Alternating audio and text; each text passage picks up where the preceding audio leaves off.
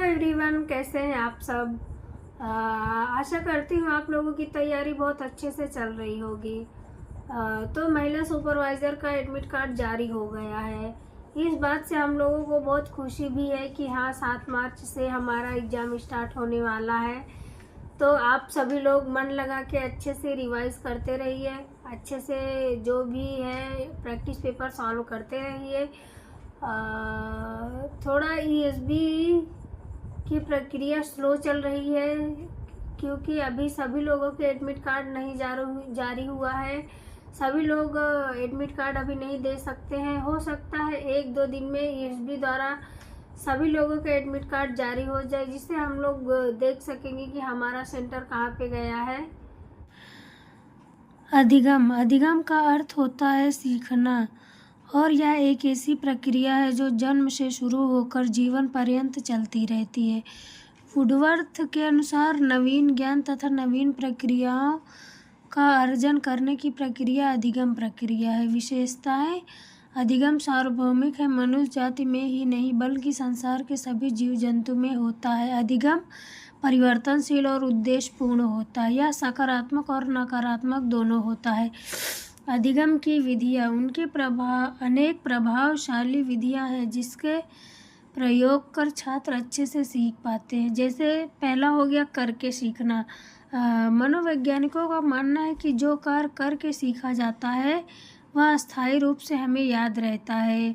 अनुकरण द्वारा। दूसरा हो गया अनुकरण द्वारा सीखना। जब शिक्षक छात्रों को गणित, विज्ञान, संगीत आदि तत्वों को करके बताते हैं तो बालक अपने अध्यापक का अनुकरण देखकर या करके सीखते हैं। तीसरा हो गया निरीक्षण करके सीखना। बालक विद्यालय हर समाज में अनेक तथ्य निरीक्षण करके सीखता है। किसी विषय पर गहन करना और तार्किक रूप से विचार करना निरीक्षण करके सीखना कहलाता है। परीक्षण करके सीखना, इसमें विविध प्रयोग एवं खोज के माध्यम से किसी नियम के सिद्धांत की सत्यता का मापन किया जाता है।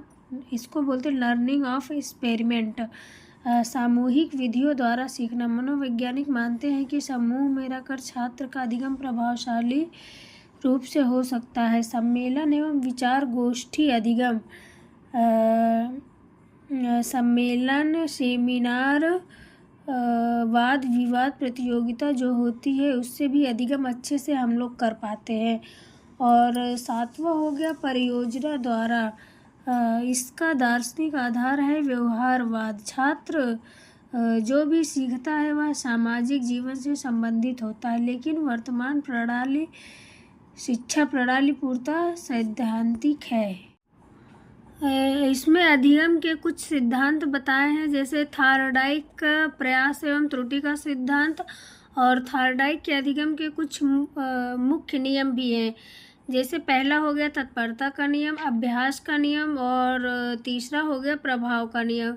थार्डाइक के अधिगम के गौड़ नियम भी कुछ है। पहला हो गया मनोवृत्ति का नियम, दूसरा सादृश्यता का नियम, तीसरा आंशिक क्रिया का नियम, चौथा बहु अनुक्रिया का नियम, पांचवा साहचर्यात्मक रूपांतरण नियम। पावलोव का शास्त्रीय अनुबंधन का सिद्धांत भी ये मैं आप लोगों को स्क्रीन पे दिखा देती हूँ।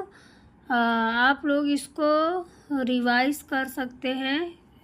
बहुत ही इम्पोर्टेंट नोट्स है। और स्किनर का सक्रिय क्रिया प्रसूत अनुबंधन का सिद्धांत।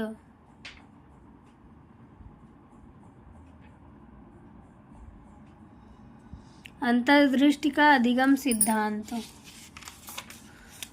लेविन का क्षेत्र सिद्धांत। लेविन का क्षेत्र सिद्धांत।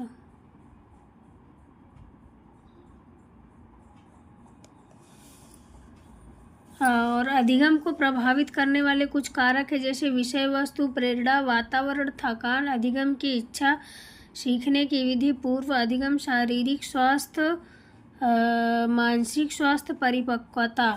और अधिगम के कुछ वक्र भी हैं। इसमें मैंने कुछ शॉर्ट नोट्स बनाए हैं।